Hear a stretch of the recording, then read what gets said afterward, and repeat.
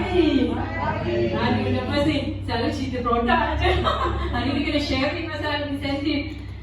Okey, perkenalkan nama saya Dr. Mara Kafia. Saya panggil Dr. Pau. Jangan tanya kenapa datang Pau tu. So nama saya sebenarnya Chinese name saya ialah Han Hai Pau. So it means Han Hai Pau. So kat sini ada Chinese, so saya panggil Dr. Pau. Dan nama tu melekat sampai sekarang. Saya pun pengalaman pertama saya lah dalam insentif Forever, iaitu Eagle Manager ke Cancun, Mexico. Sebulan lepas, dalam sebulan je lah, HQ bagi info ke saya bahawa saya kena penerbangan atau flight lain daripada tim yang lain. So masa tu daripada 6 pasang, saya seorang je yang dihantar ke tempat lain. So yang lain daripada KL melalui Turki, lepas tu ke Cancun. Sedangkan saya kena lalu KL, lepas tu pergi Doha Qatar, lepas tu masuk ke Dallas dan pergi Cancun, dan balik melalui Philadelphia, masuk Doha balik dan balik ke KL. So one month lepas macam antara 50-50 nak pergi ke tak nak pergi. Sebab saya sebenarnya bila dalam perjalanan Forever ni, saya Allah rezekikan sangat rapat lah dengan kawan-kawan dalam tim AGL ni. So bila saya nak pergi, so saya memang pernah pergi Mexico dulu dalam simposium kesihatan. Cuma kali ni saya nak sangat pergi sebab saya rasa ada satu experience yang sangat berbeza sebab saya bersama dengan kawan-kawan. So bila 1 bulan yang lalu HQ bagi info saya kena naik flight yang berbeza dengan tim yang lain, dengan kawan-kawan yang satu tim tapi lain flight. So saya rasa macam masa tu antara 50-50 nak pergi. Agak-agak macam mana? Korang pergi ke tak? Memang terasa lah sebab dalam kita so saya nak cerita sikit lah macam mana perjalanan saya dalam Forever. Saya mula kenal Forever Living 2019. Masa tu saya sebenarnya mencari satu produk untuk masalah kesihatan saya sendiri. 6 tahun lepas saya diuji macam minor stroke lah. Saya tiba-tiba tak boleh jalan, tak boleh gerakkan tangan dan kaki, dan masa tu saya tumbang dekat Indonesia dan saya dilarikan ke emergency. So itu pertama kali saya dalam keadaan yang kesihatan yang teruk lah. Lepas tu doktor pakar diagnose saya ada buah pinggang congenital. So itu the first time saya tahu bahawa buah pinggang saya dilahirkan secara congenital. Maksudnya saya punya jari 11 dan saya punya buah pinggang yang tak sama dengan orang lain. So dalam perjalanan saya dalam masalah kesihatan saya, so saya pergi doktor pakar. Saya pergi ke bahagian nefro dekat KL.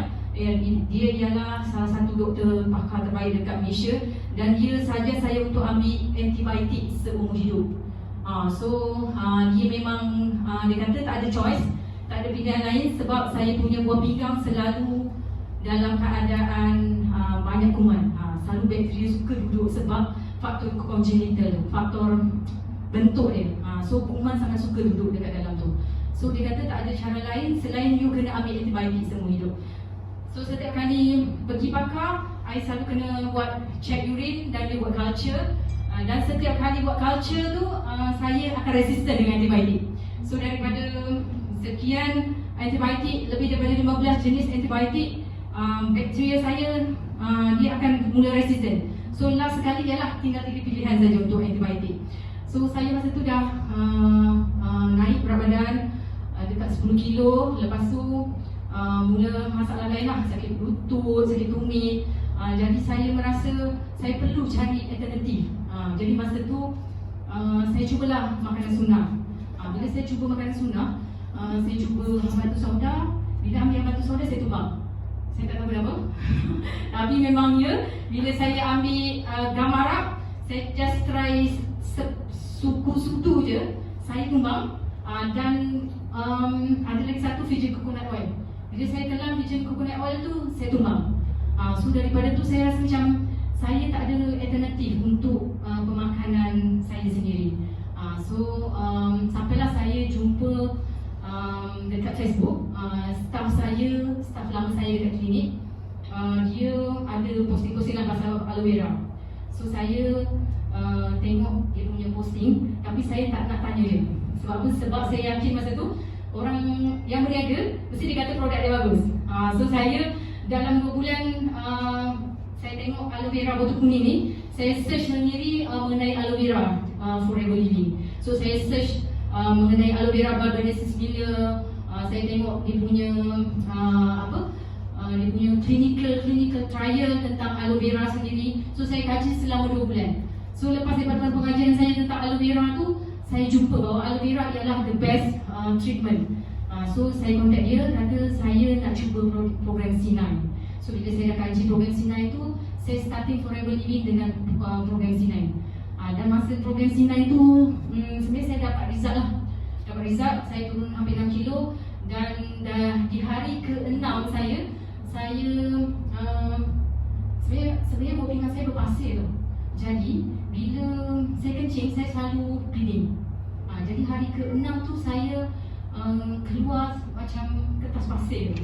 Kalau nak minta maaf lah cakap, dia besar macam ni. Dan lepas masa tu lah saya rasa selesa, agak selesa badan. Tu yang kemudiannya saya continue.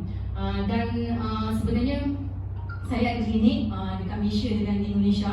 So saya management buat klinik dekat sini dan dekat Indonesia. So masa tu memang sibuk sangat. So dalam setahun saya hanya konsum saja. So bila PKP, saya tengok bisnes daripada Forever Living ialah bisnes yang bagus. Sebab apa? Sebab satu sebenarnya big why saya, kalau ikutkan saya biasa dengan trading. Saya sangat biasa dengan trading. Saya adalah buat beberapa trading yang melibatkan Indonesia, Malaysia, lepas tu China, export import. Saya sangat biasa dengan trading. Tapi bila saya tengok bisnes Forever Living ni, dia satu bisnes yang sangat berbeza. Maksudnya daripada segi marketing plan sangat perfect, sangat sempurna, sangat mudah. Dan yang keduanya, daripada bisnes marketing plan ni, kita boleh bantu orang. Jadi saya punya matlamat ialah ramai orang yang datang pada saya minta ialah kamen PKP tu. Bila first daripada zaman PKP tu, ramai sangat orang datang pada saya minta tolong bagi duit. Anak tak makan, anak tak mampu dah nak bayar iuran yang kalau macam private school semua kena teruskan lagi pembayaran. So ramai sangat yang datang pada saya. Dan masa tu saya terfikir, saya tak mungkin nak ajar orang untuk buat macam saya, untuk buat klinik yang kena, yelah kalau modal sekarang 100,000 tak cukup. So saya kena ada satu bisnes yang boleh memudahkan orang supaya dia boleh buat bisnes dengan modal yang tak banyak, tapi kita boleh duplikatkan. So itu satu pemangkin saya untuk buat Forever Business Forever Living, untuk bantu orang. Dah kena panggil dah ni, dah kena tengok dah ni. Okay, saya ringkaskan perjalanan saya. Sekejap, saya buka slide. Sekejap.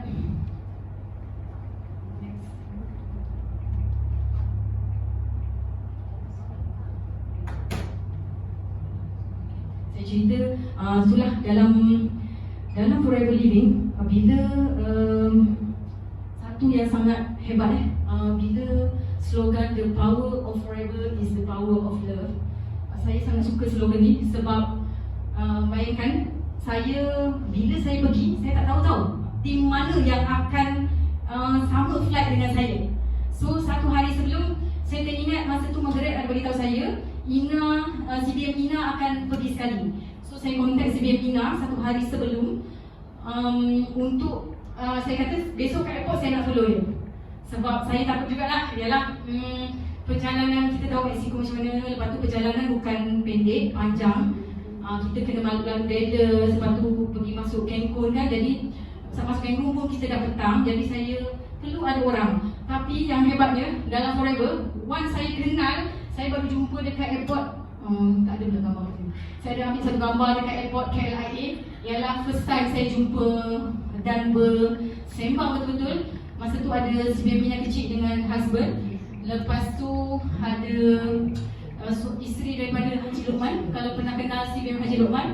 Lepas tu yang dia suami Kak Sia, CBM Kak Sia Omar. So masa tu saya first time baru jumpa, tapi dia punya upah sangat luar biasa. Jadi bila saya tengok satu pengalaman saya yang sangat luar biasa, sebab tak pernah kenal pun sebelumnya, tak pernah kenal, tapi bila berjalan dalam 34 jam saya pergi, saya boleh rapat sangat dengan mereka. Tu yang kata Mun tadi saya hilang. Sebab ukhuwah tu memang kita macam dah kenal lama. Padahal saya baru mengenali mereka bila saya sampai di airport. Memang tak jumpa pun sebelumnya, dan saya tak tahu pun yang siapa-siapa yang ikut saya tu saya tak tahu. Sama flight tu saya tak tahu. Tapi akhirnya kita orang macam saya check in sekali. So masa pergi saya dapat duduk berdekatan dengan mereka. Lepas tu mereka ialah senior dekat Forever.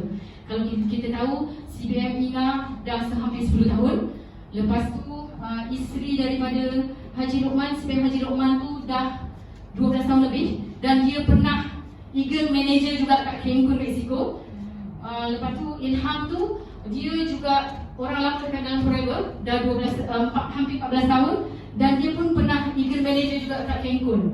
So banyak sekali pengalaman dengan mereka, dan salah satu dan tak dekat situ CBM Chun. CBM Chun ialah roommate saya, sebab saya bertukar bilik. So saya jual saya punya tiket dengan orang lain, sebab partner saya tak ikut. So Jun pun jual tiket. So kita orang decide untuk duduk sebilik dengan CBM Jun. So CBM Jun juga ialah orang lama dalam Forever Living. Dia hampir 14 tahun juga. So saya banyak belajar dengan mereka selama perjalanan. Yang pertama yang saya tengok ialah Forever Living ialah bisnes yang sangat mantap lah. Maksudnya kalau lah tak okey, ada ke orang akan stay selama tu. Dan mereka bukan orang biasa-biasa. Macam kalau kita tahu CBM Jun ialah pemain bowling negara. So kalau ikutkan dia boleh buka akademi bowling, dia boleh training orang kan, dan income mesti ada. Tapi dia memilih Forever Living untuk dijadikan income permanent dia. Sebab apa? Sebab dalam Forever Living sangat mudah dan dia akan tolong orang. Bila kita tolong orang, kita akan boleh buat dalam Forever Living. Lepas tu yang keduanya, bila saya berada dengan mereka, saya belajar tentang sistem. So nak berjaya dalam Forever ni bukan ikut akal kita, bukan ikut kita punya cara, tapi ikut sistem yang dah terbukti berjaya. So tak payah susah. Kita dah ada sistem BOI 9333. Kalau tak tahu tanya upline. Ini ikut je. Ikut, lepas tu kita duplicatekan pada kita punya domain. Selagi kita tak ikut sistem yang dah terbukti berjaya, kita macam meneruk ke hutan lagi. So macam penat lah. So nak berjaya dalam Forever ni, kalau tengok yang senior ni, memang sangat ikut sistem. Itu yang saya sangat belajar selama 9 hari bersama mereka. Okay? Lepas tu saya nak share pasal Prof Kit. Ini pun satu sharing dia yang sangat menyentuh hati saya. Menyentuh hati. Sebab saya rasa macam dia ni 30 tahun dalam Forever, Prof Kit ni. Dan bila ditanya oleh MC masa tu, mengapa dia boleh bertahan selama 30 tahun dalam Forever? Lepas tu dia jawab, sebenarnya dia selalu buat success point, perbaharui dia punya success point tiap-tiap tahun, tiap-tiap bulan, tiap-tiap tahun. Dia kata dia kena bukan perbaikan, maksudnya dia kena sentiasa renew dia punya matlamat di why dia. Yalah kadang-kadang dah setahun, 2 tahun kita rasa macam start, kadang-kadang tak setahun 2 tahun, kadang-kadang berapa bulan kita rasa start, kenapa tak ada orang beli, kenapa tak ada siapa follow kita, kenapa tak ada fighter kan. Kita akan mengeluh, tapi dia kata dia 30 tahun dia boleh bertahan sebab dia selalu renew dia punya success point. Lepas tu yang kedua, bila ditanya kenapa macam mana dia bagi kriteria orang mencari orang. Selalu kita kalau cari orang pilih-pilih tak? Mesti kita pilih kan? Tapi dia kata dalam mencari orang ni, dia kata kriterianya satu je, suhu dia 37.5 dia kata. So selama dia tak pernah bagi kriteria. Sebab apa? Sebab dia kata kalaulah line pertama dia bagi kriteria, lepas tu kita buat perjanjian lah dengan dia, kena macam ni, kena macam ni, kena macam ni. Lepas tu dah setahun dia tak boleh buat kriteria tu, kita rasa macam mana? kata daripada kita mencari kriteria diri itu, baik kita membanyakkan orang yang kita nak pilih tu. So apa dia punya ni, dia kata keep, maksudnya sponsoring orang, cari new blood lagi, cari new orang lagi. So itu satu pengajaran lah bila kita start dekat zaman pandemik ni kan.